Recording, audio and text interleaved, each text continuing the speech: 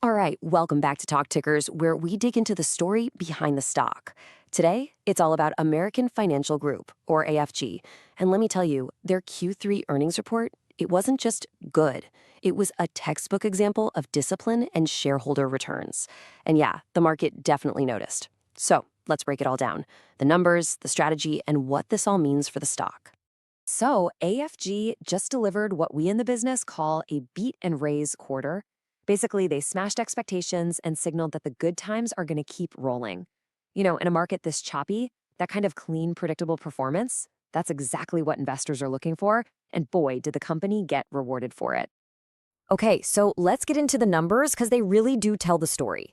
First up, core earnings per share, EPS. It came in hot at $2.69.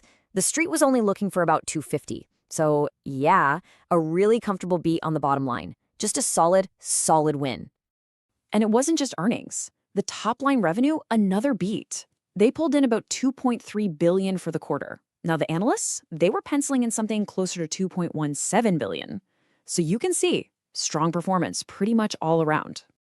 But here's the real kicker. Management dropped a $2 per share special dividend.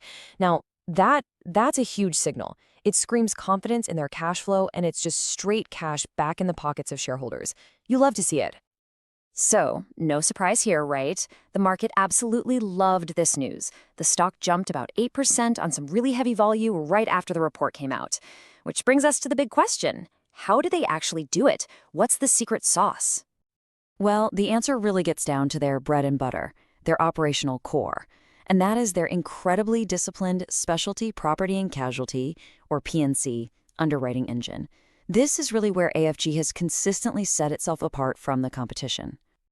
And look at this. This is such a powerful combination. On one hand, you've got a super tight 93% combined ratio. Now, all that means is for every dollar they took in from premiums, they kept 7 cents as pure underwriting profit. That's fantastic. And that discipline, it fueled a 19% jump in that underwriting profit year over year. And get this, they did it all while keeping catastrophe losses low. It's just a masterclass in smart risk selection. And if you had any doubt about their confidence, just listen to this quote from the earnings call. Management is basically saying, flat out, the price hikes we're pushing through are outpacing our expected claims costs. For an insurance company in this environment, that is the absolute holy grail. It's exactly what you want to hear.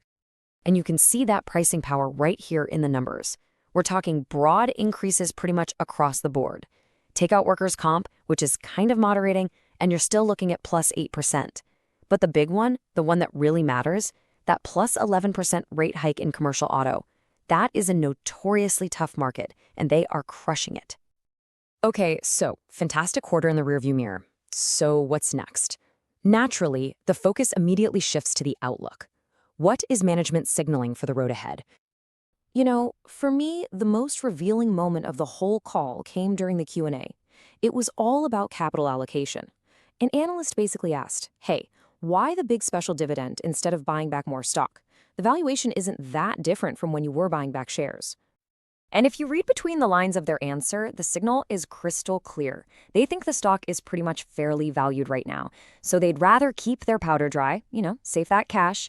It tells you they're just waiting, ready to pounce on buybacks if the market gives them a major sale. It shows both confidence and a whole lot of patience.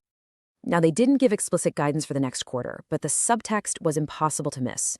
The big takeaway is they're signaling continued stable margins. They're not chasing volume. They're focusing on getting the right price for their risk. The whole strategy seems to be hold the line on profitability now and get everything set up for growth to really reaccelerate in 2026, with their specialty lines leading the charge. All right, so that brings us to the final section, the next call, our take on AFG. We've seen the great results, we've looked under the hood at the operations, and we've heard the confident outlook. So, what's the actual trade? Well, based on just how well they executed this quarter and the clarity of the path forward, we're initiating our coverage on AFG with an outperform rating. And our thesis here is really straightforward. Look at what you're getting with this stock. You're getting best-in-class underwriting in a market that's tough for everybody else. You've got a management team that's clearly on the side of shareholders, focused on returning capital. You've got a stable outlook for profits in a volatile world. And you have a clear catalyst for growth to kick back into high gear in 2026. It's a compelling package. So, our trade idea is to be long AFG with a 12-month price target of $160. Now, what are the risks? What could go wrong? Well, two big things to watch. First, a really bad catastrophe season could obviously hurt their results. And second, if that strong pricing environment we've been talking about suddenly weakens, well, that would change the story in a hurry. So there you have it. That's the full picture on AFG's fantastic quarter. It's a really compelling story of discipline and execution in a tricky market. And as we always say at the end of these, please remember, this is not financial advice.